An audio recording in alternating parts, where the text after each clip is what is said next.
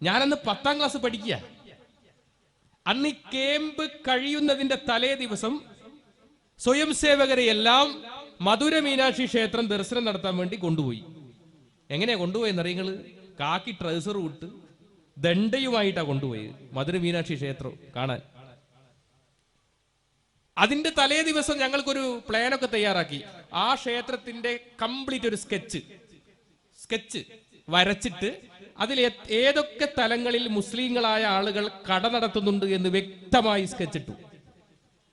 എന്നിട്ടാ പരിപാടി. അപ്പൊ ആ സ്കെച്ചൊക്കെ നമ്മൾ പഠിച്ചിട്ടാ പോയെ. എന്നിട്ട് നമ്മളിങ്ങനെ ഓരോ കടയുടെയും അടുത്ത് ഇങ്ങനെ ഒന്നുമില്ലാതെ പോലെ ഇങ്ങനെ നിന്നു. ദണ്ഡ ഇങ്ങനെ ഉണ്ട്, ദണ്ഡ ഇങ്ങനെ കയ്യിൽ ഇതാ ഇങ്ങനെ ആക്കി ഇങ്ങനെ നിന്നു.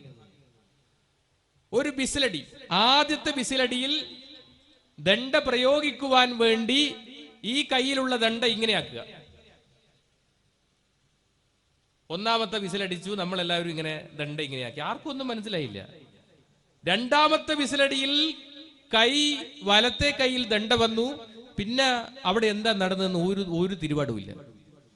ഞാൻ അടക്കമുള്ള ആളുകൾ അടിച്ചു. അതിൽ ഏറ്റവും പ്രായമുള്ളത് എന്റെ മുന്നിലിരിക്കുന്ന വളരെ പ്രായമുള്ള ഒരു വെള്ളത്തൊപ്പിയിട്ട ഒരു വൃദ്ധൻ കൈ ഇങ്ങനെ കൂപ്പി. ഞാൻ പക്ഷെ വിട്ടില്ല. ദണ്ഡ കൊണ്ടൊരു ഒറ്റയടി തലക്ക് ബോധം കെട്ടു വീണു. അവിടെ കവർച്ച നടത്തി. അവിടത്തെ ഏതാണ്ട് 32 മുസ്ലിം കടകളും ഞാൻ അടക്കമുള്ള ആളുകൾ കവർച്ച നടത്തി. പോലീസുകാരെല്ലാവരും നോക്കി നിന്നു. ഒരാളും അനങ്ങിയില്ല. ഞങ്ങള് മധുര മീനാക്ഷി ക്ഷേത്രം ദർശനവും നടത്തിയില്ല. ഞങ്ങൾ ഈ പരിപാടി കഴിഞ്ഞു. അടുത്ത വണ്ടിയിൽ ഞങ്ങൾ ക്യാമ്പിലേക്ക് തിരിച്ചു വന്നു. ഇതാണ് RSS. വ്യക്തമായ പാഠ്യപദ്ധതിയുണ്ട്. നിങ്ങൾക്ക് ആർക്കെങ്കിലും സംശയമുണ്ടെങ്കിൽ എന്റെ അടുത്തുണ്ട് പാഠ്യപദ്ധതി. RSSന്റെ പാഠ്യപദ്ധതി എന്റെ അടുത്തുണ്ട്, ഞാൻ തരാം. അതിൽ വ്യക്തമായി പറയുന്നുണ്ട്. അതിൽ 18 നിർദ്ദേശങ്ങളുണ്ട്. ആ 18 നിർദ്ദേശങ്ങളിൽ ഒന്നാമത്തെ നിർദ്ദേശം എന്താണെന്നറിയാം? ഒന്നാമത്തെ നിർദ്ദേശം, എതിരാളിക്ക് അവസരം കൊടുക്കാതെ അങ്ങോട്ട് ആക്രമിക്കുക. ഇതല്ലേ ഭരണത്തിന്റെ അവസ്ഥ? ഏതെങ്കിലും ഒരു നല്ല പ്രവൃത്തി RSSകാരനായ നരേന്ദ്രമോദി ചെയ്തിട്ടുണ്ട് എന്ന് നിങ്ങൾക്ക് ആർക്കെങ്കിലും വിശ്വസിക്കാൻ പറ്റൂ? ആർക്കെങ്കിലും പറയാൻ പറ്റൂ? രാജ്യത്തെല്ലായിടത്തും കക്കൂസ് ഉണ്ടായി കൊടുത്തു. ഭക്ഷണം കൊടുക്കാത്ത കക്കൂസ് മാത്രം ഉണ്ടായി കൊടുത്തിട്ട് എന്താ കാര്യം? ആരാണ് RSS? എന്താണ് RSS? നേരത്തെ പറഞ്ഞല്ലോ, 25 വർഷക്കാലം, 5 വയസ്സ് മുതലേ തുടങ്ങിയതാണ് എന്റെ RSSന്റെ ജീവിതം. ഇത് പറയുമ്പോ നിങ്ങൾ എല്ലാവരും കരുതൂ ഈ ആസാദി നൈറ്റ് കൊണ്ട് നരേന്ദ്രമോദിയും അമിത്ഷയും ഒക്കെ നന്നാവും. അവർക്കൊക്കെ മതനിരപേക്ഷതയുണ്ടാകുമെന്ന് നിങ്ങൾ കരുതുന്നുവെങ്കിൽ അത് വെറുമൊരു കരുതൽ മാത്രമാണ്. ഈ ഒരു ആസാദി നൈറ്റ് കൊണ്ടൊന്നും നരേന്ദ്രമോദിക്കും അമിത്ഷയ്ക്കും മനസ്സ് മാറില്ല. 5 വയസ്സ് മുതലേ ഞാൻ കണ്ട കൊടി എന്ന് പറയുന്നത് കാവി കൊടിയ. ഞാൻ 5ാം ക്ലാസ്സിൽ വരെ ഒരു സ്കൂളിലാണ് പഠിച്ചത്. 6ാം ക്ലാസ് ഞാൻ ഗവൺമെന്റ് സ്കൂളിൽ ചേർന്നപ്പോ RSSന്റെ ഒന്നാമത്തെ ട്രെയിനിങ് കഴിഞ്ഞു. ഒന്നാമത്തെ ട്രെയിനിങ് കഴിഞ്ഞിട്ടാണ് ഞാൻ 6ാം ക്ലാസ്സിൽ മറ്റൊരു സ്കൂളിൽ ചേരുന്നത്, ഒരു ഗവൺമെന്റ് സ്കൂളാണ്. അവിടെ ചേർന്നപ്പോ ആ ക്ലാസ്സിൽ ഒരു വെള്ളത്തൊപ്പി വെച്ച ഒരു കുട്ടി. ഞാൻ ആദ്യമായിട്ടാണ് ഈ വെള്ളത്തൊപ്പി വെച്ച കുട്ടിയെ കാണുന്നത്. കാരണം 5ാം ക്ലാസ് വരെ പഠിച്ച സ്കൂളിൽ ഇല്ല, അതെന്റെ നാട്ടിലാണ്. ഇവനെ കണ്ടപ്പോ തന്നെ ശാഖയിൽ നിന്ന് പഠിപ്പിച്ച പല കാര്യങ്ങളും ഓർമ്മ വന്നു. കാരണം എന്താ, ഇവരെന്താ പാകിസ്ഥാൻ ചാരന്മാരാണ്. എന്റെ അടിമുടി ഇവനോടുള്ള ദേഷ്യമാണ്. ഇവൻ എന്റെ അടുത്ത് തന്നെ ഇരിക്കണം. ഞാൻ മാറി മാറിയിരുന്നു, ഇവൻ എന്റെ അടുത്ത് തന്നെ ഇരിക്കും. ഇവനെ കാണുമ്പോ എനിക്കൊരു വല്ലാത്തൊരു ഭാവം പിടിക്കുന്നില്ല. കാരണം ഇതാണ് ശാഖയിൽ പഠിപ്പിച്ചത്. അവസാനം ഞാൻ ശാഖയിൽ പോയി അന്നത്തെ മുഖ്യ ശിക്ഷകൻ ജയേട്ടനോട് ഞാൻ പറഞ്ഞു, ഇങ്ങനൊരു വിഷയമുണ്ട്, ഫൈസൽ എന്റെ അടുത്ത് തന്നെ ഇരിക്കുന്നു, എനിക്ക് ബുദ്ധിമുട്ടുണ്ട്. ജയേട്ടൻ ഇപ്പം ജയിലിലാണ്. സ്വാതന്ത്ര്യ സമരത്തിന് ജയിലിൽ പോയതൊന്നല്ല, 2 സഹാക്കളൊക്കെ വന്നതിൽ ജയിലിൽ പോയത്. ജയേട്ടൻ പറഞ്ഞു, നീ എന്തിനാ നിയുദ്ധ പഠിച്ചത്? നീ എന്തിനാ ചുരിക പഠിച്ചത്? നീ എന്തിനാ വാൾ ഉപയോഗിക്കാൻ പഠിച്ചത്? നീ എന്തിനാ ദണ്ഡ ഉപയോഗിക്കാൻ പഠിച്ചത്? പ്രയോഗിച്ചോളൂ, സംഘം നിന്റെ കൂടെയുണ്ട്. വീട്ടിൽ പോയപ്പോ ഇതിനേക്കാൾ വലിയ സംഖ്യ വല്യച്ഛൻ പറഞ്ഞു, ഒന്നിക്കിൽ നീ കോമ്പസ് കൊണ്ട് കുത്തുക, അല്ലെങ്കിൽ പ്ലേറ്റ് വെച്ച് മുഖത്തടിക്കുക. ഞാൻ പിറ്റേ ദിവസം സ്കൂളിൽ പോയി. ഇന്നും ഫൈസലുണ്ട്. ഇന്ന് എൻ്റെ ഏറ്റവും നല്ല സുഹൃത്താ ഫൈസൽ. ഫൈസൽ എൻ്റെ അടുത്ത് തന്നെ ഇരുന്നു. ഞാൻ ഒന്നും നോക്കിയില്ല.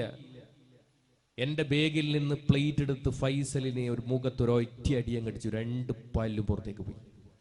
2 ദിവസം സസ്പെൻഷൻ. 6ാം ക്ലാസ്സിൽ പഠിക്കുന്ന ഒരു സ്വയം സേവകനായ ദൈനംദിന ശാഖയിൽ പങ്കെടുക്കുന്ന എനിക്ക് ഫൈസൽ എന്ന് പറയുന്ന ഒരു ഇസ്ലാം മതവിശ്വാസിയോട്, ഒരു ഇസ്ലാം നാമധാരിയോട് തോന്നിയ വികാരം ഇതാണെങ്കിൽ 65 വയസ്സായ നരേന്ദ്രമോദിക്കും അമിത്ഷയ്ക്കും തോന്നുന്ന വികാരം എന്തായിരിക്കുമെന്ന് കാണാൻ നമ്മൾ ആരെങ്കിലും കോളേജിൽ പഠിക്കണോ? ചിന്തിക്കണം. എങ്ങനെയാ ഒരു സ്വയം സേവകന്റെ ദിവസം ആരംഭിക്കുന്നത്? എങ്ങനെയാ? ഞാനും ഇവിടെ ഞാൻ പരിചയപ്പെടുത്താൻ പോകുന്ന ഒരു പ്രചാരകൻ കൂടി ഇവിടെ വന്നിട്ടുണ്ട്. ജന്മഭൂമിയുടെ ദീർഘകാലം സബ് എഡിറ്റർ ആയിരുന്നു സുബഹ്. അദ്ദേഹം 15 വർഷം RSSന്റെ പ്രചാരകനായിരുന്നു. നരേന്ദ്രമോദിയും അമിത്ഷയും രാഷ്ട്രപതിയും കോവിന്ദും എല്ലാം എല്ലാ ദിവസവും ആരംഭിക്കുന്നത് എങ്ങനെയാ? നമ്മളൊക്കെ ഡോക്ടർ കേശവ ബൽറാം ഹെഡ്ഗേവാർ എന്ന RSS സ്ഥാപകന്റെയും ഭാരതാംബയുടെയും ഗുരുജി ഗോൾവൽക്കറുടെയും ഫോട്ടോന്റെ മുന്നിൽ ഒരു ചെറിയൊരു ദീപം കൊളുത്തും. എല്ലാ ദിവസവും നരേന്ദ്രമോദി ഇത് ചെയ്യാറുണ്ട്. ഒരു ചെറിയൊരു ദീപം കൊളുത്തി രാവിലെ 5 മണിക്ക് പത്മാസനത്തിൽ ഇരുന്നു എല്ലാ സ്വയം സേവകനും ചൊല്ലുന്ന ഒരു ശ്ലോകമുണ്ട്.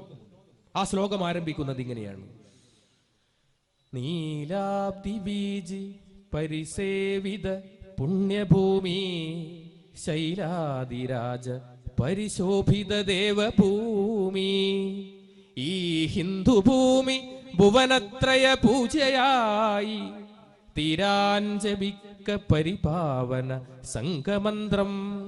എന്താ ഇതിന്റെ അർത്ഥം?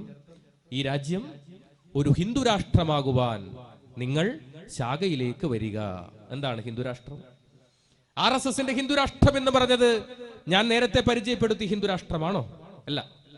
RSSന്റെ ഹിന്ദുരാഷ്ട്രം എന്ന് പറഞ്ഞാൽ മാധവ സദാശിവ ഗോൾവൽക്കർ എന്ന് പറയുന്ന 2ാമത്തെ സർസംഘചാലക എഴുതിയ വിചാരധാരയിൽ പറയുന്നു, ഈ രാജ്യം ഒരു ഹിന്ദുരാഷ്ട്രമാകുവാൻ 3 ശത്രുക്കളെ ഈ രാജ്യത്തിൽ നിന്ന് ഇല്ലായ്മ ചെയ്യണം. അതിൽ 1ാമത്തെ ശത്രു മുസ്ലിം, 2ാമത്തെ ശത്രു ക്രിസ്ത്യൻ, 3ാമത്തെ ശത്രു കമ്മ്യൂണിസ്റ്റ്. ഇതാണ് ഹിന്ദുരാഷ്ട്രം. ആ ഹിന്ദുരാഷ്ട്രമാകുവാൻ നിങ്ങൾ എന്ത് വേണം? ശാഖയിലേക്ക് വരണം. ഇനി അടുത്ത വരി എന്താ? ഭക്ത്യാദരേണ ഭഗവത്കൊടി സാക്ഷിയാക്കി ശീലിക്കുമെന്നു പരമേറ്റ മഹാവ്രതത്തെ ആത്യന്തിക പ്രിയമോടും പരിരക്ഷ ചെയ്യാൻ നിത്യം ജപിക്ക പരിപാവന സംഘമന്ത്രം. എന്താ ഇതിന്റെ അർത്ഥം? നമ്മുടെ ദേശീയ പതാകന്റെ കളർ എന്താ? കാവിയുണ്ട്, വെള്ളയുണ്ട്, പച്ചയുണ്ട് അല്ലെ? ഇതിൽ പച്ചയും വെള്ളയും ഇവർക്ക് തീരെ പിടിക്കുന്നില്ല. എന്ത് വേണം? ആ ദേശീയ പതാക എന്താക്കണം? കാവി പതാകയാക്കണം. അങ്ങനെ ഇന്ത്യയുടെ ദേശീയ പതാക കാവി പതാകയാക്കാൻ, കാവി ധ്വജമാക്കാൻ നിങ്ങൾ ശാഖയിലേക്ക് വരിക എന്നാണ് 2ാമത്തെ ശ്ലോകത്തിന്റെ അർത്ഥം.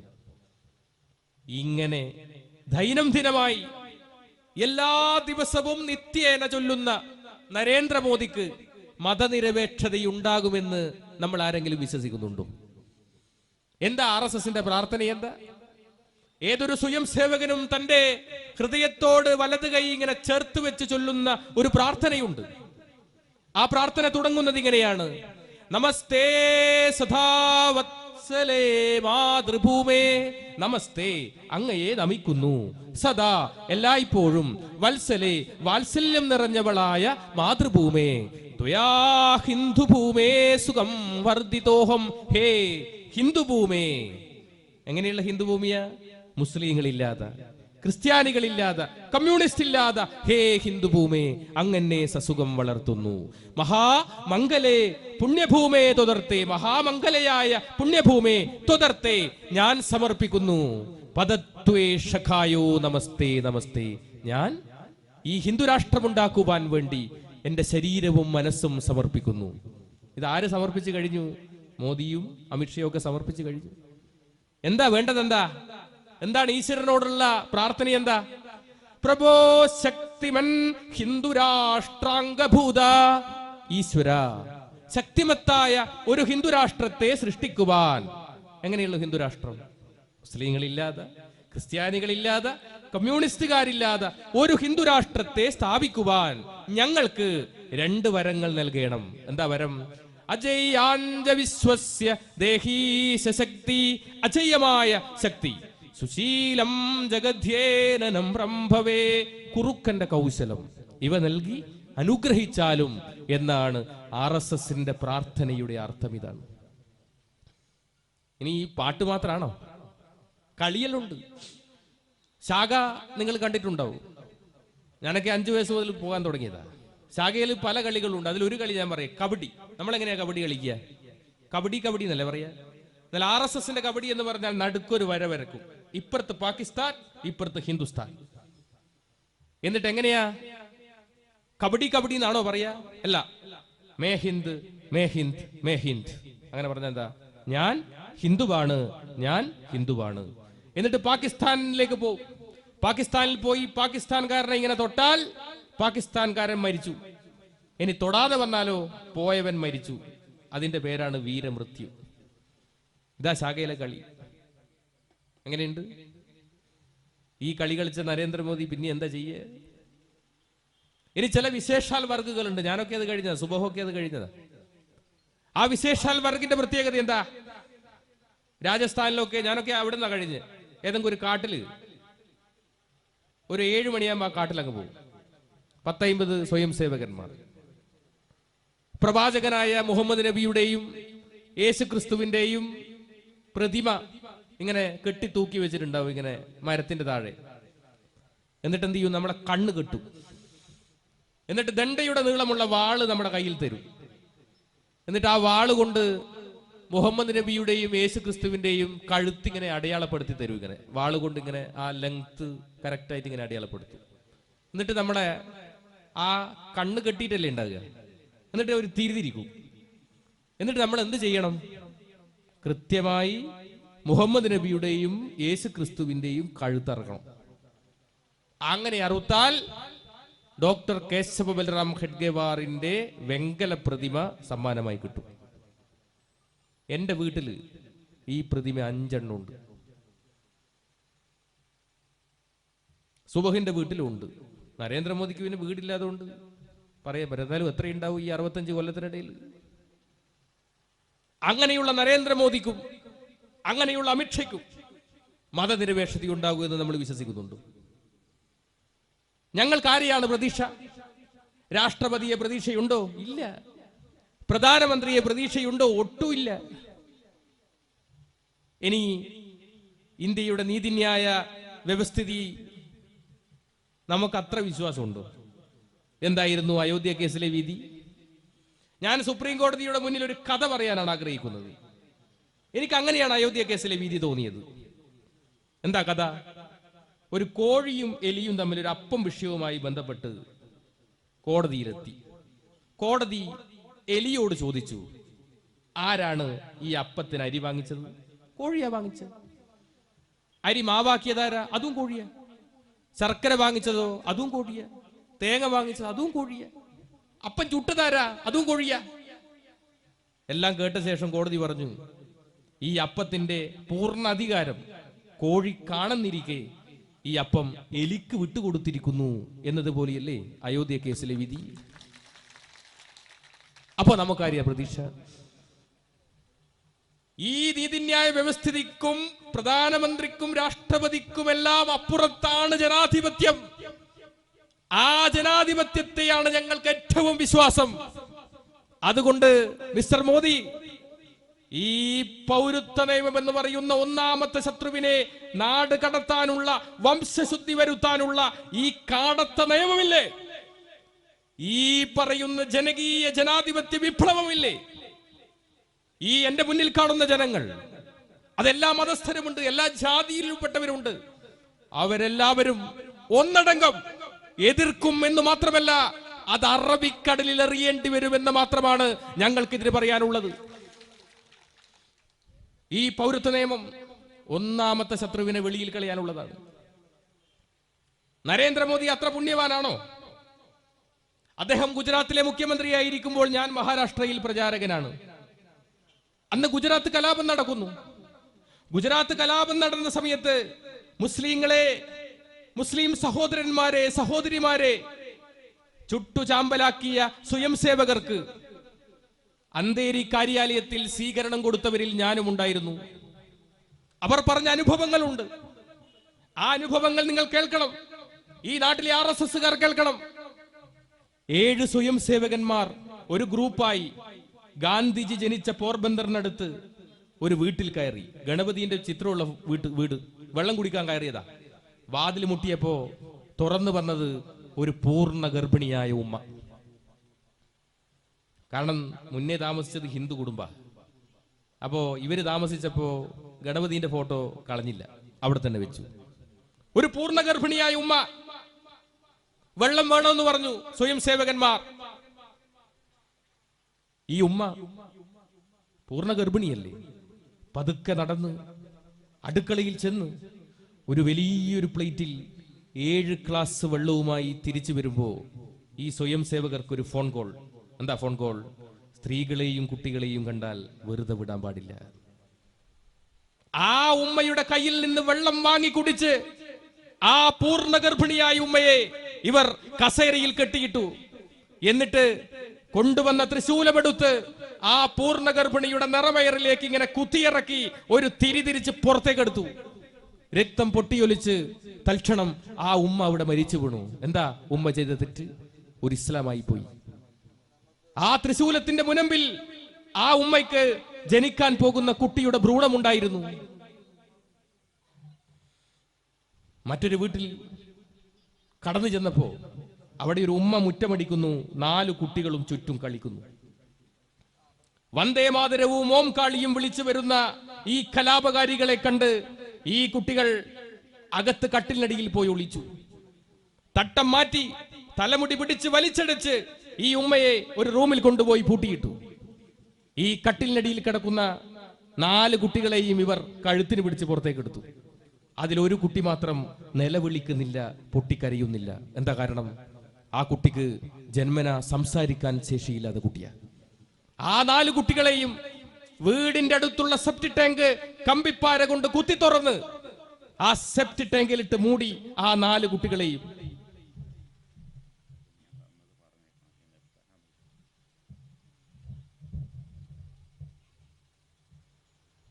ഇവിടെ ഇപ്പൊ എഴുതി തന്നത് ഞാൻ വായിക്കാം. സുബഹിന് കഴിയുമെങ്കിൽ വേദിയിലേക്ക് ക്ഷണിച്ച് ഞങ്ങളെ പരിചയപ്പെടുത്തുമെന്ന് പ്രതീക്ഷിക്കുന്നു.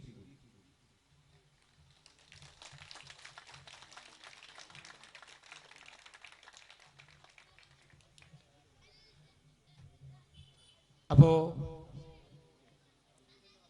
ആ 4 കുട്ടികളും ശ്വാസം മുട്ടിയിട്ടല്ലേ മരിച്ചിട്ടുണ്ടാകുക?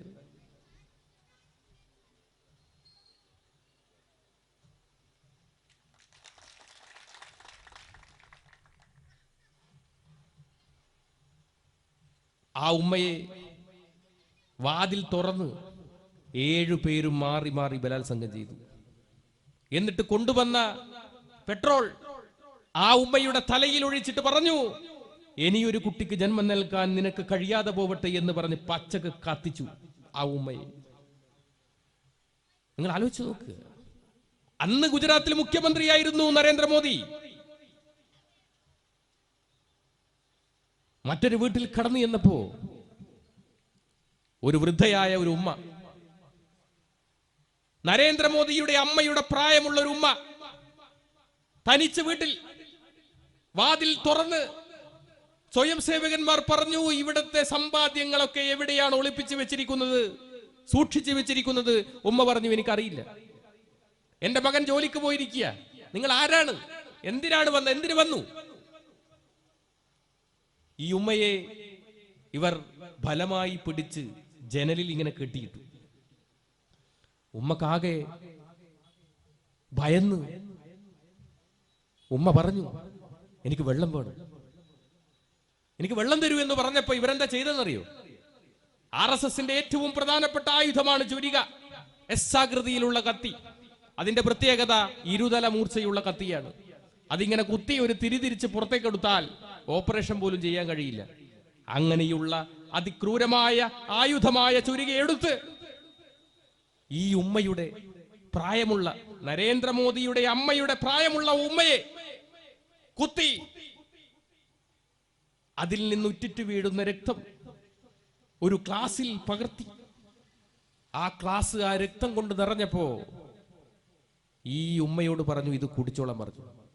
അവസാന തുള്ളി രക്തവും താഴെ വീണ് ഉമ്മ മരിച്ചു എന്നുറപ്പാക്കിയപ്പോഴാ ആ കലാപകാരികള് അവിടെ നിന്ന് ഇറങ്ങിപ്പോയത്. നിങ്ങൾ ഓർക്കുക, എന്താ ആ ഉമ്മ ചെയ്ത തെറ്റ്? ഒരു ഇസ്ലാമായി പോയി. അങ്ങനെയുള്ള RSSകാരനായ നരേന്ദ്രമോദിക്ക് മതനിരപേക്ഷതയുണ്ടാകുമെന്ന് നമ്മൾ ആരെങ്കിലും കരുതിയെങ്കിൽ അത് തെറ്റ് എന്ന് നമ്മൾ കരുതേണ്ടിയിരിക്കുന്നു. എന്താ നരേന്ദ്രമോദി ഈ ഭരണത്തിൽ എന്താ ചെയ്യുന്നത്? അദ്ദേഹം ഇന്ത്യയുടെ പ്രധാനമന്ത്രിയായി. ഇപ്പൊ പറഞ്ഞല്ലോ, നേരത്തെ പറഞ്ഞല്ലോ, പൗരത്വ നിയമം. നരേന്ദ്രമോദിയോട് ഒരാൾ ചോദിച്ചു, വിവരാവകാശ രേഖ പ്രകാരം ചോദിച്ചു, നരേന്ദ്രമോദിയുടെ പൗരത്വം എങ്ങനെയാ തിരിച്ചറിയുക? അപ്പൊ പറഞ്ഞു, അദ്ദേഹം ജന്മനാ ഇന്ത്യക്കാരനാണെന്ന്. ജന്മനാ അന്ധൻ, ജന്മനാ മൂകൻ എന്നൊക്കെ കേട്ടിട്ടുണ്ട്. ജന്മനാ ഇന്ത്യക്കാരനെന്ന് നമ്മൾ ആദ്യമായിട്ട് കേൾക്കുക. എന്താണ് അദ്ദേഹം ഈ രാജ്യത്ത് കൊടുത്ത സമൃദ്ധി? എന്താണ്? വന്നപാട് പറഞ്ഞു പശു അമ്മയാന്ന് പറഞ്ഞു. അദ്ദേഹത്തിന്റെ അമ്മ ചിലപ്പോ പശുവായിരിക്കും, നമ്മളെ അമ്മ പശുവാണ്. ആ പശുവിന്റെ പേരിൽ മാത്രം ഈ രാജ്യത്ത് നടന്ന കലാപത്തിൽ 200-ലധികം ആളുകൾ കൊല്ലപ്പെട്ടു. രാജ്യം മുഴുവനും തെണ്ടി നടക്കുന്ന ഒരു പ്രധാനമന്ത്രി ഈ ലോകം കണ്ടിട്ടുള്ളതിൽ വെച്ച് നരേന്ദ്രമോദി മാത്രമാണ്. ഏറ്റവും കൂടുതൽ തന്തക്ക് വിളി കേട്ട ഒരു പ്രധാനമന്ത്രി കൂടിയാണ് അദ്ദേഹം. അതല്ലേ പറയുന്നത്, ചേരി ചേരാ നയത്തിന്റെ ഉപജ്ഞാതാവ് നെഹ്റു, ചേരി കാണാ നയത്തിന്റെ ഉപജ്ഞാതാവ് നരേന്ദ്രമോദി. പുള്ളിക്കാരന്റെ PAയും പ്രത്യേക സ്വഭാവക്കാരനാണെന്നാ പറയുന്നത് കേട്ടു. പുള്ളിക്കാരൻ രാവിലെ എഴുന്നേറ്റ് വരുന്ന സമയത്ത് ഒരു ഗ്ലോബ് ഉണ്ട് പോലും, ഒരു ഭൂമി അതിങ്ങനെ തിരിക്കും PA. അപ്പൊ നരേന്ദ്രമോദി വന്നൊരു കോമ്പസ് എടുത്ത് ഈ ഗ്ലോബിൽ ഇങ്ങനെ കൂത്തും. അത് അഫ്ഗാനിസ്ഥാനിലാണ് പോയതെങ്കിൽ പുള്ളി അപ്പം തന്നെ രാവിലെ അഫ്ഗാനിസ്ഥാനിലേക്ക് പോകും. പിറ്റേ ദിവസം കുത്തുമ്പോൾ ചൈനയിലാണെങ്കിൽ ചൈനയിൽ പോകും. അതെല്ലാം കൂടി അരിപ്പ പോലെ ആയി പോലും. ഇപ്പോ കുത്തി ഇപ്പൊ ഇനി കുത്താനുള്ള സ്ഥലമൊന്നും ബാക്കിയില്ല. രാജ്യം മുഴുവൻ പോയി. ഞാൻ പറയുന്നത്, നമ്മളെ മഹല്ല് കമ്മിറ്റി, ഞാൻ വേണേ ഒരു 1000 രൂപ തരാം. ചൈനയിൽ പോട്ടെ, വുഹാനിൽ പോട്ടെ, ഒരു 2 ദിവസം അവിടെ നിൽക്കട്ടെ. നരേന്ദ്രമോദിയെ നമുക്കൊന്ന് വുഹാനിലേക്ക് യാത്രയയക്കാം. ചൈനയിൽ രാജ്യം രക്ഷപ്പെട്ടു പോയില്ലേ? അപ്പൊ ഈ രാജ്യത്തിന് വേണ്ടി എന്ത് സമൃദ്ധിയാണ് നരേന്ദ്രമോദി തന്നത്? നിങ്ങൾ ഈ പണം നിരോധിച്ചതിനെ കുറിച്ച് പറഞ്ഞല്ലോ. പണം നിരോധിച്ചതിനെ കുറിച്ച് ഏറ്റവും കൂടുതൽ അനുഭവിച്ച ഒരാൾ ഞാനും നിങ്ങളും എല്ലാവരും അനുഭവിച്ചിട്ടുണ്ട്. ഇതാരെ ലക്ഷ്യമാക്കിയിട്ടാണെന്ന് അറിയുന്നത്? ഇന്ത്യയിലെ മുസ്ലിങ്ങളെ മാത്രം ലക്ഷ്യമാക്കിയിട്ടാണ് ഈ പണം നിരോധിച്ചത്. മനസ്സിലാക്കിയിട്ടുണ്ട്? ഇന്ത്യയിൽ ഏറ്റവും കൂടുതൽ ചെറുകിട കച്ചവടം നടത്തുന്നത് മുസ്ലിങ്ങളാ, മുസ്ലിം സഹോദരന്മാരാ. ആ ചെറുകിട കച്ചവടത്തെ പരിപൂർണമായി നശിപ്പിക്കുവാനാണ് ഈ പണം അങ്ങ് നിരോധിച്ച് കളഞ്ഞത്. സംഭവിച്ചില്ലേ? ആരെ കയ്യിലെങ്കിലും പൈസയുണ്ടോ? എന്തായിരുന്നു പറഞ്ഞത്? കള്ളപ്പണം തിരികെ കൊണ്ടുവരും. ഇവർ തന്നെ നോട്ടടിച്ച് കൊടുക്കാൻ തുടങ്ങി. കൊടുങ്ങല്ലൂര് ഉള്ളിസുരുവിന്റെ നേരെ ഒരു സുഹൃത്ത്, പുള്ളിക്കാരൻ പറഞ്ഞു, മേക്കിംഗ് ഇന്ത്യ പദ്ധതിയിൽ പുള്ളിക്കാരൻ ഒരു ചെറിയൊരു പരിപാടി നടത്തി. എന്താ? പൈസ സ്വന്തമായിട്ട് വീട്ടിൽ നിന്ന് അടിക്കുക. മേക്കിംഗ് ഇന്ത്യ പിടിച്ചല്ലോ. അപ്പൊ പറഞ്ഞു, നരേന്ദ്രമോദിയുടെ മേക്കിംഗ് ഇന്ത്യ പദ്ധതി നടപ്പിലാക്കിയതാണ്. ഇതല്ലേ ഭരണത്തിന്റെ അവസ്ഥ?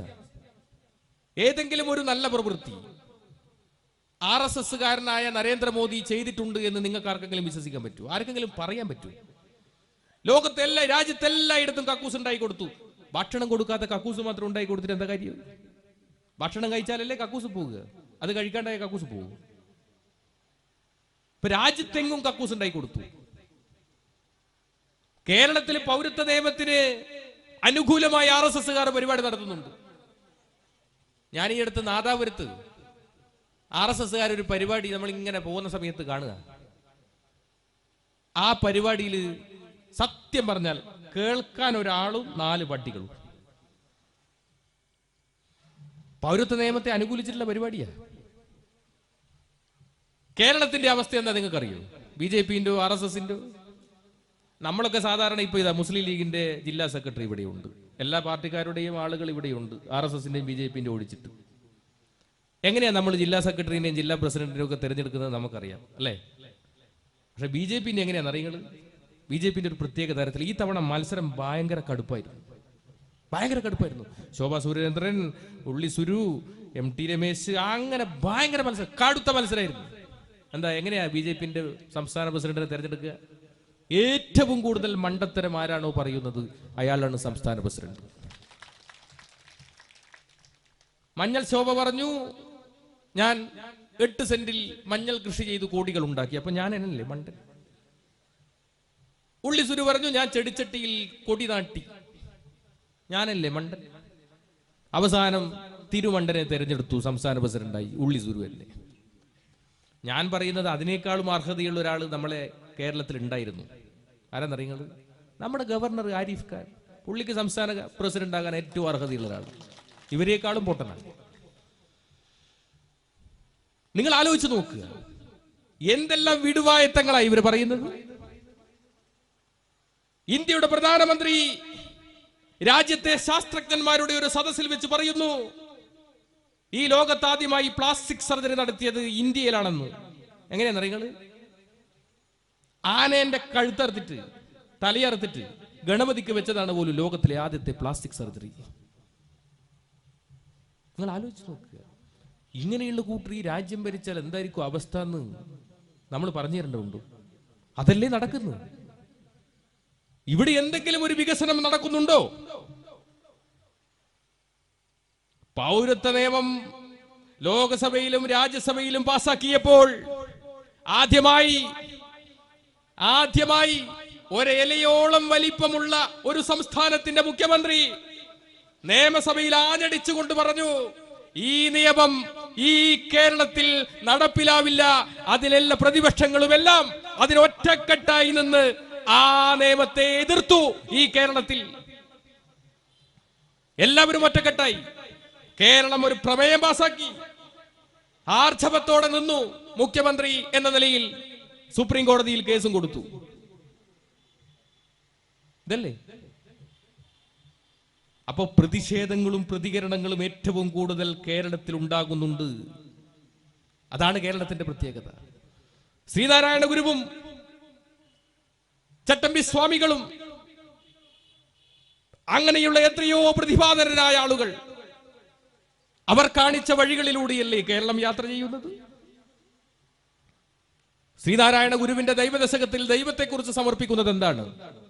ദൈവമേ കാത്തുകൊൾകങ്ങു കൈവിടാതിങ്ങു ഞങ്ങളെ, നാവികൻ നീ ഭവാബ്ദിക്ക് ഒരാവിവൻ തോണി നിൻ പദം. ഒന്നൊന്നാ എണ്ണി എണ്ണി തൊട്ടെണ്ണും പൊരുളൊടുങ്ങിയാൽ നിന്നിടും ദൃക്കുപോലുള്ളം എന്നില സ്പന്ദമാവണം. അടുത്ത വരി എന്താ? അന്നവസ്ത്രാദി മുട്ടാതെ തന്നു രക്ഷിച്ചു ഞങ്ങളെ, ധന്യരാക്കുന്ന നീയൊന്നു തന്നെ ഞങ്ങൾക്കു തമ്പുരാൻ. ആരാണോ ഭക്ഷണമില്ലാത്തവന് ഭക്ഷണം കൊടുക്കുന്നത്. ഞാനൊക്കെ പലപ്പോഴും നോമ്പുകാലങ്ങളിൽ, പണ്ടൊക്കെ ഭയങ്കര ദേഷ്യമായിരുന്നു നോമ്പുകാലങ്ങളിലോട്. പക്ഷെ ഇപ്പൊ നോമ്പുകാലങ്ങളിലൊക്കെ ദാനം കൊടുക്കുന്ന ഒരുപാട് വീടുകൾ കാണുമ്പോൾ വലിയ സന്തോഷമാണ്. ഭക്ഷണമില്ലാത്തവന് ഭക്ഷണം കൊടുക്കുക, വസ്ത്രമില്ലാത്തവന് വസ്ത്രം കൊടുക്കുക, വീടില്ലാത്തവർക്ക് വീട് കൊടുക്കുക. അവനാണ് ദൈവമെങ്കിൽ ശരിക്കും ആലോചിച്ചു നോക്കുക. ഞാൻ ചിന്തിച്ചിട്ടുണ്ട്, ഈ വ്രതമാസം ഉണ്ടല്ലോ, ആ വ്രതമാസത്തിലാണ് ഏറ്റവും കൂടുതൽ സാമൂഹിക സമരസത നമ്മുടെ നാട്ടിൽ നിലനിൽക്കുന്നത്. നിരാലംബർക്ക്, രോഗികൾക്ക് കൈത്താങ്ങുന്ന ഒരു സംസ്കാരം. ആ ഇസ്ലാം സംസ്കാരത്തെയാണ് ഇവിടെ നിന്ന് നാട്ടിയോടിക്കുവാൻ വേണ്ടി നരേന്ദ്രമോദി ശ്രമിക്കുന്നത് എന്ന് ചിന്തിക്കേണ്ടിയിരിക്കുന്നു. ഞാനൊക്കെ ബാലഗോകുലത്തിലൂടെ വന്ന ആളാണ്. വളരെ ചെറുപ്പത്തിൽ നിങ്ങൾ RSS എങ്ങനെ വളരുന്നു എന്ന് പഠിക്കണം. സുബഹു അങ്ങനെ വന്നതാളാണ്. ബാലഗോകുലത്തിൽ ഞാനൊക്കെ ഭഗവാൻ ശ്രീകൃഷ്ണന്റെ ആ തലയിൽ ഒരു തുളസി മാല ചാർത്തിയിട്ടാണ് ബാലഗോകുലം ആരംഭിക്കുക. ആ ബാലഗോകുലത്തിന് നല്ല പാട്ടൊക്കെ ഉണ്ടാവും. കരുണാമുരളീധാര മനസ്സി നിറയ്ക്കുക കണ്ണ, കരുണാമുരളീധാര ഗോകുലമണിയും മണിയും നീയേ, ഗോപികാഹൃതി നിനവും നീയേ, വൃന്ദാരണ്യ പൂക്കളിൽ നിറവും മണവും മധുവും നീയേ. നല്ല പാട്ടാ. എന്താ ബാലഗോകുലത്തിന്റെ രണ്ടാമത്തെ പാട്ടെന്താ? അതാണ് പാട്ട്. എന്താ പാട്ട്? കന്യാകുമാരി കടൽ തിരമാലകൾ മണ്ണിൽ കുറിക്കുന്നതെന്താണ്? നമ്മുടെ ഭാരതമെന്നാണ്, അതിൽ നമ്മളെല്ലാവരും ഒന്നാണ്. അടുത്ത വരി എന്താ? കാശ്മീരിൽ കുങ്കുമപ്പൂവനങ്ങൾ കാറ്റിൽ പകർത്തുന്നതെന്താണ്? ഹിന്ദുസ്ഥാനമിതെന്നാണ്, അതിൽ നമ്മളെല്ലാവരും ഒന്നാണ്. ഇതെന്താണ്? ഹിന്ദുസ്ഥാനാണ്. എങ്ങനെയുള്ള ഹിന്ദുസ്ഥാൻ? മുസ്ലിങ്ങളില്ലാതെ, ക്രിസ്ത്യാനികളില്ലാതെ, കമ്മ്യൂണിസ്റ്റ് ഇല്ലാതെ ഒരു ഹിന്ദു രാഷ്ട്രമാകണം ഇത് എന്ന് ബാലഗോകുലത്തിൽ തന്നെ പഠിപ്പിക്കുക. നിങ്ങൾ ആലോചിച്ച് നോക്ക്. ഞാൻ അട്ടപ്പാടിയിൽ ദീർഘകാലം പ്രചാരകനായിരുന്നു. അവിടെ RSSന്റെ ഒരു ശാരീരിക് പ്രമുഖുണ്ട്, ഗോയിനട്ട് എന്ന് പറഞ്ഞാൽ വെയില് നാലത്തടിച്ചൊരു ഊശാൻ മീശയെല്ലാം വെച്ചിട്ട് ഗോയിനട്ടിനെ കുറിച്ച് സാധാരണ പറയാ 100 ആൾക്ക് ഒരു ഗോയിന എന്നാ പറയാ. ഗോയിനാട്ടൻ നടക്കുമ്പോൾ എല്ലാവരും ഇങ്ങനെ പേടിച്ചിട്ടെല്ലാം മാറി നിൽക്കും. അട്ടപ്പാടിയിൽ ഭയങ്കര പേടിയാ എല്ലാവർക്കും ഗോയിനാട്ടന്, പോലീസുകാർക്ക് പോലും പേടിയാ. അപ്പൊ ഒരു ദിവസം ഗോയിനാട്ടൻ എന്നോട് പറഞ്ഞു, കള്ളമലയിൽ ക്രൈസ്തവ മതപരിവർത്തനം നടക്കുന്നുണ്ട്, അങ്ങനെ അവിടെ ചെന്ന് ഒരു പ്രസംഗം നടത്തണം. ഞാൻ പറഞ്ഞു, ഗോയിനട്ട, ഒന്നാമത് കള്ളമല കംപ്ലീറ്റ് ക്രൈസ്തവ കുടുംബങ്ങളാണ്, അവിടെ പോയി പ്രസംഗിച്ചാൽ ജീവൻ പോലും ഉണ്ടാവില്ല. എന്നോട് പറഞ്ഞു, ഗോയിന്ന ഞാനില്ലേ 100 ആൾക്ക് ഒരു ഗോയിന്ന. അങ്ങനെയെല്ലാം കൂടി ഞാൻ കള്ളമലയിൽ ഒരു പരിപാടി, ഞാനും ഗോയിനാട്ടനും മാത്രം വേദിയിൽ, മുന്നിൽ മുരുകൻ കേൾവിക്കാരനായിട്ട്. മുരുകൻ മാത്രം, വേറെ ആരുമില്ല, പേടിയ എല്ലാവർക്കും.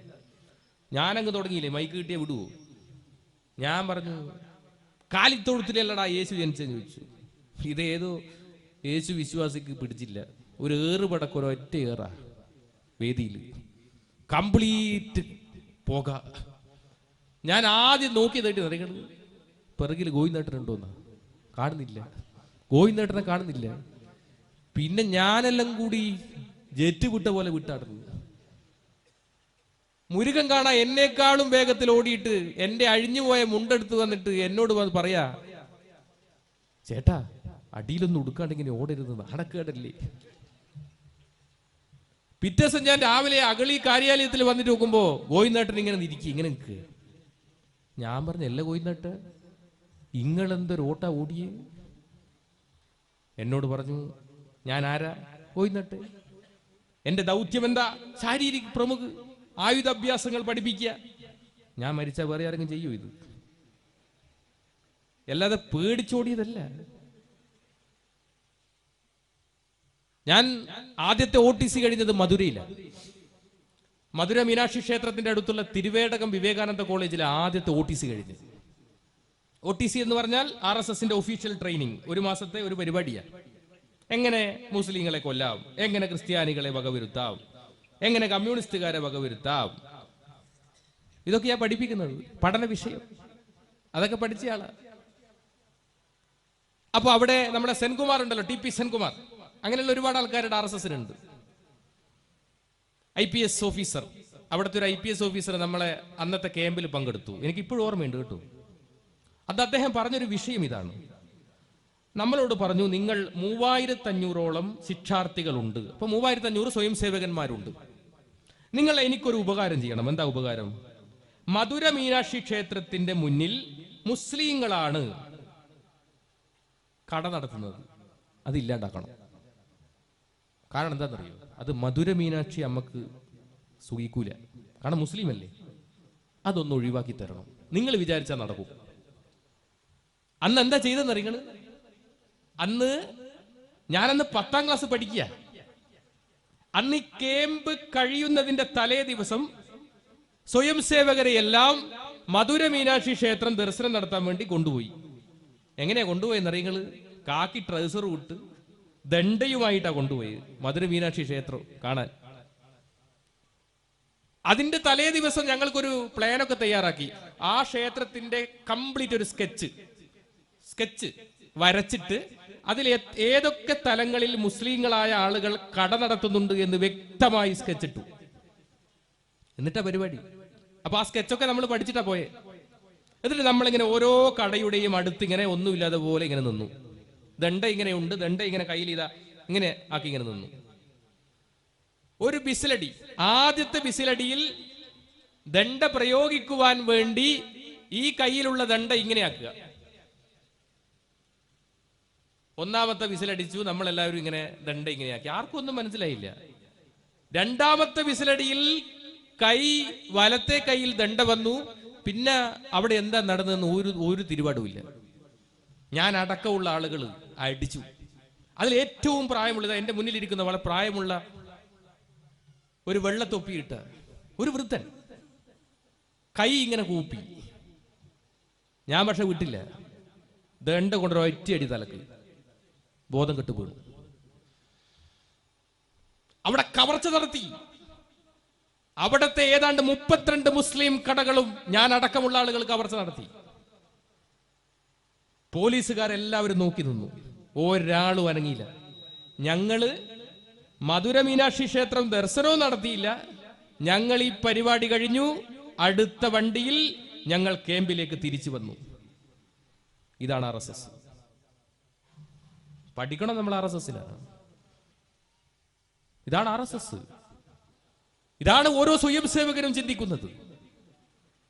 അവന്റെ നാഡീ ഞരമ്പുകളിൽ ഒഴുകുന്ന ചിന്തയും ലക്ഷ്യവുമെല്ലാം എന്താ? ഈ നാട്ടിലെ മുസ്ലിങ്ങളെയും ക്രിസ്ത്യാനികളെയും കമ്മ്യൂണിസ്റ്റിനെയും എങ്ങനെ വകവരുത്താം എന്നുള്ളതാണ്. അതാണ് അവൻ ചിന്തിക്കുന്നത്. അവൻ അതിനു വേണ്ടി മാത്രമാണ് ജീവിക്കുന്നത്. അതുകൊണ്ടാണ് അവന്റെ പ്രാർത്ഥനയിൽ ഇങ്ങനെ ഹൃദയത്തോട് കൈ ചേർത്ത് വെച്ചുകൊണ്ട് പറയുന്നത്, ഹൃദന്ത സ്ഫുര തുക്ഷയാ നിഷ്ഠ. എന്റെ ഹൃദയത്തിൽ സ്ഫുരിക്കട്ടെ ധ്യേയനിഷ്ഠ. എന്താ ധ്യേയനിഷ്ഠ? പ്രഭോ ശക്തിമൻ ഹിന്ദുരാഷ്ട്രാംഗഭൂത. ഈ രാജ്യം ശക്തിവത്തായ ഒരു ഹിന്ദുരാഷ്ട്രം ഉണ്ടാക്കുക. എന്താ ഹിന്ദുരാഷ്ട്രം? മുസ്ലിങ്ങളില്ലാതെ, ക്രിസ്ത്യാനികളില്ലാതെ, കമ്മ്യൂണിസ്റ്റുകാരില്ലാതെ ഒരു ഹിന്ദുരാഷ്ട്രം ഉണ്ടാക്കുക എന്ന ലക്ഷ്യം വെച്ച് പുലർത്തുന്ന നരേന്ദ്രമോദിക്കും അമിത്ഷയ്ക്കും മതനിരപേക്ഷതയുണ്ടാകുമെന്ന് നമ്മൾ ആരെങ്കിലും സ്വപ്നം കാണുന്നുണ്ടെങ്കിൽ അങ്ങനെയൊരു അവസരം ഉണ്ടാവില്ല. പക്ഷേ കാലം മാറും, കോലവും മാറും. ഭഗവത്ഗീതയിൽ പറയുന്നുണ്ട്, അർജുനനോട് വ്യക്തമായ ഒരു നിർദ്ദേശം കൊടുക്കുന്നുണ്ട്. അതിൽ പറയുന്നത്, ഞങ്ങൾ വളരെ കുറച്ച് മാത്രമേ ഉണ്ടാകാം. പാണ്ഡവന്മാർ വളരെ കുറച്ചേ ഉണ്ടായിരുന്നുള്ളൂ. 18 അക്ഷൗഹിണിയിൽ ആകെ 7 അക്ഷൗഹിണി മാത്രമേ പാണ്ഡവർക്ക് ഉണ്ടായിട്ടുള്ളൂ. ഇതെല്ലാം കണ്ടപ്പോൾ അർജുനൻ ആകെ ഭയന്നല്ലോ. അർജുനനോട് കൃഷ്ണൻ ഭഗവത്ഗീതയിൽ പറയുന്ന ഒന്നാമത്തെ ശ്ലോകം എന്താണ്? ഒന്നാമത്തെ ശ്ലോകം പറയുന്നത്, ക്ലൈബ്യം മാസ്മഗമപ്പാർത്ത നൈദത്തോ ഉപപദ്ധ്യതേ ക്ഷുദ്രം ഹൃദയ ദൗർബല്യം ത്വത്തോദിഷ്ട പരന്തപ. ഹേ മഹാധീര, ആണും പെണ്ണും കെട്ട സ്വഭാവം നീ ഒഴിവാക്കുക. നീചമായ ഹൃദയ ദുർബലതയെ വലിച്ചെറിഞ്ഞുകൊണ്ട് എഴുന്നേൽക്കുക എന്ന് പറഞ്ഞു തുടങ്ങുന്ന ആ ശ്ലോകത്തിൽ ആളുകളല്ല വിജയത്തിന്റെ മാനദണ്ഡം, ധർമ്മമാണ്. യഥോ ധർമ്മസ്ഥതോ ജയ. എവിടെ ധർമ്മമുണ്ടോ അവിടെയാണ് ജയമെങ്കിൽ തീർച്ചയായും ഞങ്ങൾ ജയിച്ചിരിക്കും, നിങ്ങൾ പരാജയപ്പെട്ടിരിക്കും മോദിജി എന്ന് നിങ്ങൾ മനസ്സിലാക്കണം. ഇതാണ് ഓരോ RSSകാരന്റെയും ചിന്തകളിൽ, ഇതാണ് ഓരോ RSSകാരന്റെയും ലക്ഷ്യം. ഇതാണ് ഓരോ RSSകാരനും ചിന്തിക്കുന്നത് ഇങ്ങനെയാണ്. ഇപ്പൊ ശശികല, കേരളത്തിൽ ശശികലയുണ്ടല്ലോ. എന്തായിരുന്നു ശബരിമല വിഷയവുമായി ഞാൻ വേറെ കാര്യങ്ങൾ പ്രത്യേകിച്ചൊന്നും പറയുന്നില്ല. നിങ്ങൾക്കറിയാലോ, ഞാൻ ഈ പ്രസ്ഥാനത്തിലേക്ക് വന്നപ്പോ എന്റെ തറവാട്ടിൽ നിന്ന് എന്നെ പുറത്താക്കി. കല്യാണം കഴിച്ചപ്പോ ഞാൻ എന്റെ തറവാട്ടിൽ എന്റെ ഭാര്യയും കൊണ്ട് ഞാൻ ഇങ്ങനെ പോകുമ്പോ അമ്മ ഈ ശശികലന്റെ പ്രസംഗം കേൾക്കുക. നിലക്കൽ വെച്ചിട്ടാ പ്രസംഗം. എന്തെന്നാ പ്രസംഗം? അമ്മ നമ്മളോട് മിണ്ടുന്നില്ല, വെള്ളം പോലും കൊടുക്കുന്നില്ല. ഞാനല്ല, എന്നെ 10-30 കൊല്ലമായി അമ്മ കാണുന്നില്ല. എന്നാ പിന്നെ ഈ പെണ്ണോ കല്യാണം കഴിച്ച് എന്തൊക്കെ കൊടുക്കണ്ടേ? അമ്മ ഇങ്ങനെ ഇങ്ങനെ നിൽക്കുക പ്രസംഗം. കുറെ കഴിഞ്ഞപ്പോ അമ്മ ചാടി എഴുന്നേറ്റു. അപ്പൊ ഞാൻ ചോദിച്ചു, അമ്മേ ചത്തോ? ചാകാനാ, നീ നോക്ക്. അപ്പോ പെണ്ണുങ്ങൾ പറഞ്ഞു, കണ്ട കണ്ട കണ്ട കൃഷ്ണപ്പരുന്ത് ആകാശത്തിലൂടെ ഇങ്ങനെ വട്ടം ചുറ്റുന്ന കണ്ട, ഭഗവാൻ വിട്ടതാ. ഞാൻ പറഞ്ഞു, അമ്മ എന്തെന്നാ പറയുന്നത്? അമ്മയല്ലേ ഭാഗവതം എന്നെ പഠിപ്പിച്ചെന്ന്. ലോകത്തില് ആര് സ്ത്രീകൾ കയറണമെന്ന് പറഞ്ഞാലും ഭഗവാൻ ശ്രീകൃഷ്ണൻ എന്തായാലും അത് പറയൂല എന്ന് അമ്മക്ക് ഉറപ്പല്ലേ? പിന്നെ രണ്ടാമത്തെ ഓപ്ഷനാണ് സാധ്യത. ഏതാ രണ്ടാമത്തെ ഓപ്ഷൻ? എന്താ? പരുന്തിന്റെ ഭക്ഷണം എന്താ? പാമ്പല്ലേ? അപ്പൊ ഉഗ്ര വിഷമുള്ള പാമ്പ് നിലക്കൽ ഇങ്ങനെ പത്തി വിടർത്തി ഇങ്ങനെ നിൽക്കുമ്പോ ഇതിനെ റാഞ്ചാൻ വേണ്ടി വന്നതാ ശശികല, വിഷപ്പാമ്പ്. അവളുടെ ഒരൊറ്റ പ്രസംഗം കൊണ്ടാ കാസർഗോഡ് ഒരു കുട്ടിയെ, പിഞ്ചു കുഞ്ഞിനെ കഴുത്തറുത്തിട്ടല്ലേ കൊന്ന്, മഴുകൊണ്ട് കഴുത്തറുത്തിട്ട് കണ്ടിട്ടുണ്ടെങ്കിൽ. എന്താ പോലീസുകാരനോട് പറഞ്ഞേ? ഞാൻ സ്ഥിരമായി ശശികലയുടെ പ്രസംഗം കേൾക്കാറുണ്ടെന്നാണ്. ഇതാണ് RSS. RSSന്റെ എല്ലാ പ്രവർത്തന പദ്ധതിയും ഈ 3 ശത്രുക്കളെ മുന്നിൽ നിർത്തി മാത്രമാണ്. ഞാൻ വരുന്നത് കണ്ണൂർ ജില്ലയിൽ നിന്ന്, സഖാബ് UK കുഞ്ഞിരാമന്റെ സ്മാരകത്തിന്റെ അടുത്ത് നിന്ന്. തലശ്ശേരി കലാപത്തിൽ നെരുവുമ്പായി പള്ളി ആക്രമിക്കാൻ വേണ്ടി RSSകാർ 100-300 ആളുകൾ വന്നപ്പോ അദ്ദേഹം ഒറ്റയ്ക്ക് നിർഭയം ഒരു കപ്പക്കൊള്ളി എടുത്തിട്ട് പറഞ്ഞു, എന്നെ കൊന്നാലേ നിങ്ങൾക്ക് ഈ പള്ളി ആക്രമിക്കാൻ വേണ്ടി സാധിക്കുകയുള്ളൂ. ഈ കേരളത്തിൽ പള്ളിയെ സംരക്ഷിച്ചതിൽ രക്തസാക്ഷിയാകേണ്ടി വന്നവന്റെ പേര് സഖാവ് UK കുഞ്ഞിരാമൻ എന്നാണ്. അദ്ദേഹത്തിന്റെ രക്തസാക്ഷി മണ്ഡപത്തിന്റെ അടുത്താണ് എന്റെ വീട്. ഇവിടെ മുന്നേറ്റങ്ങളുടെ സമരോജ്വലമായ ഇതിഹാസങ്ങൾ വരച്ചു ചേർത്ത നാടാണ് ഈ കേരളം. ഈ കേരളത്തിൽ എല്ലാവരും ഒറ്റക്കെട്ടാണ് ഈ പൗരത്വ നിയമത്തിന് എതിരായി. അത് കോൺഗ്രസ് ആയാലും, മുസ്ലിം ലീഗ് ആയാലും, CPIM ആയാലും, CPI ആയാലും, എല്ലാ പ്രസ്ഥാനങ്ങളും ഈ നരാധമത്വത്തിനെതിരായി, ഈ രാക്ഷസീയതയ്ക്കെതിരായി ഒറ്റക്കെട്ടായി നിൽക്കുന്ന കാലഘട്ടമാണിത്. ഇവിടെ ഈ പോരാട്ടങ്ങൾക്ക് അവസാനം കൊടുക്കാൻ പാടില്ല. ഈ മുന്നേറ്റങ്ങൾ ഒരിക്കലും നിലക്കാൻ പാടില്ല. കാരണം ഓരോ സ്വയം സേവകനും ഉണർന്നെഴുന്നേൽക്കുന്നത് ഈ രാജ്യത്തെ മുസ്ലിങ്ങളെ, ക്രിസ്ത്യാനികളെ വംശശുദ്ധി വരുത്തുക എങ്ങനെയാണ് എന്ന് ചിന്തിച്ചുകൊണ്ടാണ്. എങ്കിൽ ഈ രാജ്യത്തെ ശാഖയാണ് ലഷ്കർ-ഇ തോയ്ബിയേക്കാളും ISISനേക്കാളും ഏറ്റവും വലിയ തീവ്രവാദ പ്രസ്ഥാനം ഈ രാജ്യത്തെ ശാഖയാണ്. അങ്ങനെ ശാഖയാണ് തീവ്രവാദ പ്രസ്ഥാനമെങ്കിൽ ഈ രാജ്യത്തെ ഏറ്റവും വലിയ തീവ്രവാദിയാണ് ഇന്ത്യയുടെ പ്രധാനമന്ത്രിയായ നരേന്ദ്രമോദി എന്ന് വിളിക്കേണ്ടി വരും നമുക്ക്. എപ്പോഴെങ്കിലും ഏതെങ്കിലും ഒരു കാലഘട്ടത്തിൽ സുപ്രീം കോടതി ജഡ്ജിമാർ ഭാരതത്തിന്റെ വികലമായ സങ്കല്പങ്ങളെ മാത്രം വരച്ചു ചേർത്ത വിചാരധാര ഒരു തവണയെങ്കിലും വായിച്ചിരുന്നു എങ്കിൽ അയോധ്യ കേസിൽ ആ വിധി പറയില്ലായിരുന്നു എന്ന് ഞാൻ ആഗ്രഹിച്ചു പോയിട്ടുണ്ട്. വായിക്കണം വിചാരധാര. ഡോക്ടർ കേശവ ബൽറാം ഹെഡ്ഗേവാറിന്റെ ജീവചരിത്രമുണ്ട്, അതെല്ലായിടത്തും കിട്ടും, വായിച്ചു നോക്കണം. അതില് ഈ സവർക്കറുമായി ഈ ഹെഡ്ഗേവാർ ഒരു ബന്ധം പുലർത്തുന്നത് എങ്ങനെയാണെന്ന് അറിയുന്നത്? ഒരു തോക്ക് കൊടുത്തിട്ടാണ് ബന്ധം പുലർത്തുന്നത്. ഒരു തോക്ക് സമ്മാനമായി കൊടുത്തു സവർക്കർക്ക്. എന്നിട്ട് അതിലൊരു രസകരമായ ഒരു അനുഭവം പറയുന്നുണ്ട് ആ ബുക്കില്. ശേഷാദ്രി എഴുതിയ പുസ്തക, RSSന്റെ രണ്ടാമത്തെ സഹസർക്കാര്യവാഹ് HJ ശേഷാദ്രിജി എഴുതിയ ഹെഡ്ഗേവാറിന്റെ ജീവചരിത്രത്തിൽ 33-ാമത്തെ പേജിൽ ഒരു ചെറിയ കഥ പറയുന്നുണ്ട്. എന്താ കഥ എന്നറിയാം? RSSന്റെ ശാഖ നാഗപ്പൂരിൽ ആരംഭിച്ചു. 7 ദിവസം കഴിഞ്ഞു. 15 ആളുകൾ മാത്രമേ ആ ശാഖയിൽ ഉണ്ടായിരുന്നുള്ളൂ. അങ്ങനെ ആ ശാഖയിൽ ഒരു തീരുമാനമെടുത്തതിന്റെ ഭാഗമായി, എന്താ തീരുമാനം ഒന്നും പറയുന്നില്ല, അവിടെ ഒരു കലാപം വന്നു. എങ്ങനെയാ കലാപം? ഒരു പള്ളിയിൽ, ആ പള്ളിന്റെ മുകളിൽ ഓം എന്ന് വരച്ചു. ഇതുവരെ അങ്ങനെ ഒരു വര അവിടെ ഉണ്ടായിട്ടില്ല. ഒരു മുസ്ലിം പള്ളിയിൽ ഓം എന്ന് വരച്ചു. അവിടെ ഒരു കലാപം പൊട്ടിപ്പുറപ്പെട്ടു. അവിടുത്തെ ബ്രാഹ്മൺസായ ഹിന്ദുക്കൾ, നോക്കണം, ബ്രാഹ്മൺസായ ഹിന്ദുക്കൾ, അവർക്ക് ആയോധന കലയൊന്നും പരിചയമില്ല. അവര് പൂജാവിധികൾ മാത്രം അറിയുന്ന ആളുകളാണ്. അവരോടി ഹെഡ്ഗേവാറിന്റെ ശാഖയിലേക്ക് വന്നു. ശാഖയിൽ വന്നപ്പോ ഹെഡ്ഗേവാർ പറഞ്ഞു, ഞങ്ങൾ 15 ആളേ ഉള്ളൂ, പക്ഷെ നിങ്ങൾ ഇത്രയും ആളുകളില്ലേ?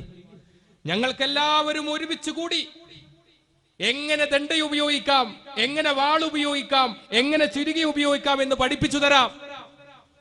അവരെ ഒരു ദിവസത്തെ ശാഖയിൽ പഠിപ്പിച്ചു. ശേഷം അവിടെ നടന്ന കലാപത്തിൽ 15ഓളം മുസ്ലിങ്ങൾ കൊല്ലപ്പെട്ടു എന്ന് മാത്രമല്ല, അവിടുത്തെ മുസ്ലിം സമൂഹത്തെ പൂർണ്ണമായും നാടുകടത്താൻ കഴിഞ്ഞു. നാഗപ്പൂരിൽ ആ 1930 കാലഘട്ടത്തിൽ ഹെഡ്ഗേവാറിന്റെ പുസ്തകത്തിൽ പറയുന്നതാണ്. അപ്പൊ എന്താണ് ഹെഡ്ഗേവാറിന്റെ ഉദ്ദേശം, എന്താണ് നരേന്ദ്രമോദിയുടെ ഉദ്ദേശം എന്ന് മനസ്സിലാക്കാൻ നമുക്ക് കഴിയില്ലേ? ഇതാണ് ഓരോ സ്വയം സേവകനും ചിന്തിക്കുന്ന ബോധതലം. ഇതാണ് ഓരോ സ്വയം സേവകനും ഉയർത്തുന്ന ചിന്താധാര. ഇതാണ്, അതല്ലേ RSSന്റെ ഗണഗീതമുണ്ട്. എല്ലാ ശാഖയിലും ഇങ്ങനെ ഇരുന്നിട്ട് ഇങ്ങനെ കൂട്ടമായി ചൊല്ലുന്ന പാട്ടിനെയാണ് ഗണഗീതം എന്ന് പറയുക. ഹിന്ദുരാഷ്ട്ര സംഘടകം സുജനവന്ദനീയം. ഇത് ഈ രാജ്യം ഹിന്ദുരാഷ്ട്രമാക്കുക. എങ്ങനെയുള്ള ഹിന്ദുരാഷ്ട്രം? ഞാൻ നേരത്തെ പറഞ്ഞ മുസ്ലിങ്ങളില്ലാതെ, ക്രിസ്ത്യാനികളില്ലാതെ, കമ്മ്യൂണിസ്റ്റുകാരില്ലാതെ ഒരു ഹിന്ദുരാഷ്ട്രത്തെ സൃഷ്ടിക്കുക. ഇത് മാത്രമാണ് ഓരോ സ്വയം സേവകന്റെയും ലക്ഷ്യം. വ്യക്തമായ പാഠ്യപദ്ധതിയുണ്ട്. നിങ്ങൾക്ക് ആർക്കെങ്കിലും സംശയമുണ്ടെങ്കിൽ എന്റെ അടുത്തുണ്ട് പാഠ്യപദ്ധതി. RSSന്റെ പാഠ്യപദ്ധതി എന്റെ അടുത്തുണ്ട്, ഞാൻ തരാം. അതിൽ വ്യക്തമായി പറയുന്നുണ്ട്.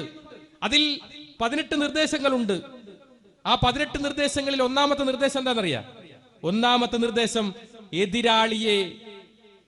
എതിരാളിക്ക് അവസരം കൊടുക്കാതെ അങ്ങോട്ട് ആക്രമിക്കുക. അതിൽ പറയുന്ന ഒന്നാമത്തെ നിർദ്ദേശം അതാണ്. എതിരാളിക്ക് അവസരം കൊടുക്കാതെ അങ്ങോട്ട് ആക്രമിക്കുക. ബുദ്ധിപൂർവം തെരഞ്ഞെടുക്കുക. ബുദ്ധിപൂർവം തെരഞ്ഞെടുക്കുക ആക്രമണം. നിങ്ങൾ ഡൽഹി ഈ അടുത്ത് നടന്ന പൗരത്വ നിയമത്തിനെതിരായ സമരം ഒരു ഭാഗത്ത് നടക്കുമ്പോൾ ഡൽഹി പോലീസുകാരെല്ലാം നിൽക്കുന്ന സമയത്ത് ഒരു സ്വയം സേവകൻ തോക്കുമായി വന്ന് ജയ് ശ്രീരാം വന്ദേ മാതരം എന്ന് വിളിച്ചുകൊണ്ട് വെടിയുതിർത്തു. ഒരൊറ്റ പോലീസുകാരനും പിടിച്ചു വെച്ചില്ല. കാരണം എന്താ? RSSകാരനായിരുന്നു. പിടിച്ചു വെച്ചില്ല. പക്ഷേ നിങ്ങൾ ആലോചിച്ച് നോക്കുക, അതൊരു അബ്ദുൾ റസാഖോ അല്ലെങ്കിൽ ലത്തീഫോ അബ്ദുൾ സമദോ അങ്ങനെ ഏതെങ്കിലും ഒരു നാമധാരി ആയിരുന്നു എങ്കിൽ അദ്ദേഹം ISISന്റെ ട്രെയിനിങ് കഴിഞ്ഞവനോ ലഷ്കർ-ഇ തോയ്ബയുടെ സ്വന്തമാണോ എന്ന് പറഞ്ഞ് അയാളെ തീവ്രവാദിയായി UAPA നിയമപ്രകാരം അടക്കുമായിരുന്നില്ല ഇവർ. അപ്പൊ അതാണ് പറഞ്ഞത്, വ്യക്തമായൊരു പ്ലാനിങ്, വ്യക്തമായൊരു ആസൂത്രണം RSSനുണ്ട്. എത്ര ആളുകളെ ഇവിടെ മരിച്ച്. ഇപ്പൊ എനിക്കൊക്കെ ഭീഷണിയുണ്ട്, എന്റെ ഭാര്യയ്ക്ക് പോലും ഭീഷണിയുണ്ട്. ഞങ്ങളൊക്കെ ഇതാ സുരക്ഷയ്ക്ക് നിയോഗിക്കപ്പെട്ട ആളുകളുടെ കൂടിയാ നടക്കുന്നത്. ഗവൺമെന്റിനെ വേണ്ടെന്ന് പറഞ്ഞു. എന്റെ ഭാര്യനെ വരെ വിളിച്ചിട്ട് കഴുത്തറുത്ത് കൊല്ലും, ചിഹ്ന ഭിന്നമാക്കുന്നൊക്കെ RSSകാര് പറയുന്നത്. കൽബുർഗിയെ കൊന്നു, നരേന്ദ്ര ദാബോൽക്കറെ കൊന്നു, ഗൗരി ലങ്കേഷിനെ കൊന്നു. എത്ര ആളുകളെയാ ഇവര് കൊന്ന്? എന്തിന്റെ പേരില്ല? മിണ്ടിയതിന്റെ പേരിൽ. കൽബുർഗിയെ കൊന്നത് എന്തിനാ? രാമനെതിരായി സംസാരിച്ചു എന്നാണ് പറഞ്ഞത്. നിങ്ങൾ രാമായണം വായിച്ചിട്ടുണ്ടോ? വാൽമീകിയുടെ രാമായണം എടുത്ത് വായിക്കണം. എഴുത്തച്ഛന്റെ രാമായണമല്ല, വാൽമീകിയുടെ രാമായണം. സംസ്കൃതത്തിൽ വേണേ ഞാൻ പറഞ്ഞുതരാത്. വാൽമീകിയുടെ രാമായണത്തിൽ രാവണനെ നിഗ്രഹിച്ച് വിഭീഷണന് രാജ്യം വിട്ടുകൊടുത്ത് വിജയശ്രീ ലാളിതനായി വരുന്ന ശ്രീരാമന് അയോധ്യയിൽ പൂർണ്ണകുംഭം നൽകി സ്വീകരിച്ചു. യുവരാജാവായി അഭിഷേകം ചെയ്ത ആ ചടങ്ങിൽ 10,000-കണക്കിന് ആളുകൾ വന്ന ആ ചടങ്ങിൽ എല്ലാവരും ഇങ്ങനെ രാമനാമം ഉച്ചരിക്കുന്ന ആ ചടങ്ങിലേക്ക് ഒരു വന്ധ്യവയോധികൻ കടന്നു വന്നു. എന്നിട്ട് ആ വന്ധ്യവയോധികൻ ആ 2 കൈയും ഇങ്ങനെ ഉയർത്തി ആകാശത്തേക്ക് ഉയർത്തിയിട്ട് പറഞ്ഞു, നിർത്തൂ ഈ രാമമന്ത്രം. എല്ലാവരും നിർത്തി. അതേതാ കാലം നിങ്ങൾ ആലോചിച്ച് നോക്കിയ. അദ്ദേഹം രാമൻ ഇരിക്കുന്ന സിംഹാസനത്തിന്റെ അടുത്തേക്ക് വന്നു. എന്നിട്ട് രാമനെ ഇങ്ങനെ കൈ ചൂണ്ടിയിട്ട്, വാൽമീകി എഴുതിയ രാമായണത്തിലാ, രാമനെ ഇങ്ങനെ കൈ ചൂണ്ടി കാണിച്ചിട്ട് പറഞ്ഞു, ഹേ മനുഷ്യ, നിങ്ങൾ ദൈവമല്ല, നിങ്ങൾ കേവലം ഒരു മനുഷ്യനാണ്. ഈ രാമമന്ത്രം ഇവിടെ വിളിക്കാൻ പാടില്ല എന്ന് ആജ്ഞാപിച്ചു ആ വന്ധ്യവയോധികൻ. കൊല്ലാമായിരുന്നില്ലേ? അമിത്ഷയോ നരേന്ദ്രമോദിയോ ആയിരുന്നെങ്കിൽ ആ വൃദ്ധനെ കൊല്ലുമായിരുന്നില്ലേ? ആ വൃദ്ധനെ രാമൻ അടുത്തേക്ക് വിളിച്ചു. ഹൃദയത്തോട് ചേർത്ത് വെച്ച് ആലിംഗനം ചെയ്തുകൊണ്ട് രാമൻ പറഞ്ഞു, നിങ്ങൾ മുനിയല്ല മഹർഷിയാണ് എന്ന് പറഞ്ഞു. വെറും LP സ്കൂൾ അധ്യാപകനെ ഒരു യൂണിവേഴ്സിറ്റിയുടെ വൈസ് ചാൻസലർ ആക്കിയതുപോലെയാണ് മുനിയിൽ നിന്ന് മഹർഷിയിലേക്കുള്ള പരിവർത്തനം. ഇതാണ് ഭാരതത്തിന്റെ ബഹുസ്വരത. നിങ്ങൾ സംസാരിക്കൂ, ഞങ്ങൾ കേൾക്കാം. അതാണ് ഭാഗവതം പറയുന്നത്, അതാണ് മഹാഭാരതം. കഥ പറയുകയാണ്. നിങ്ങൾ ചോദ്യം ചോദിക്കുന്നു, ഞാൻ ഉത്തരം പറയുന്നു. നിങ്ങൾ ചോദ്യം ചോദിക്കുന്നു, ഞാൻ ഉത്തരം പറയുന്നു. പാർവതി പരമേശ്വര സംവാദമാണ് രാമായണം. നിങ്ങൾ ചോദ്യം ചോദിക്കുക, ഞങ്ങൾ പറയുക. അതാണ് ഭാരതീയ സനാതന ധർമ്മം, അതാണ് ഭാരതത്തിന്റെ നിഷ്ഠ.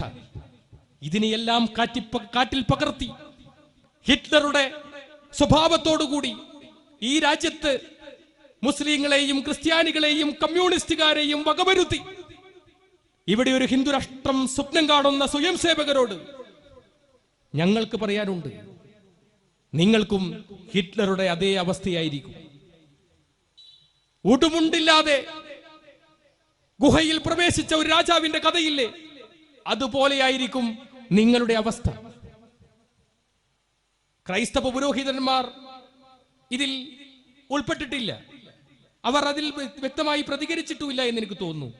കാരണം അത് അവരുടെ അറിവില്ലായ്മ കൊണ്ടാണ്. ഞാൻ പറയട്ടെ, ഇത് മുസ്ലിങ്ങൾ മാത്രമേ പൗരത്വ നിയമത്തിലുള്ളൂ എങ്കിൽ അടുത്ത ഏകീകൃത സിവിൽ കോഡിൽ ക്രൈസ്തവരും ഉൾപ്പെടുമെന്ന് ഞാൻ നിങ്ങളോട് പറയാൻ ആഗ്രഹിക്കുന്നു. അത് ഈ 6 മാസത്തിനുള്ളിൽ അത് പാസാക്കുകയും ചെയ്യും ഇന്ത്യയിൽ ഏകീകൃത സിവിൽ കോഡ്.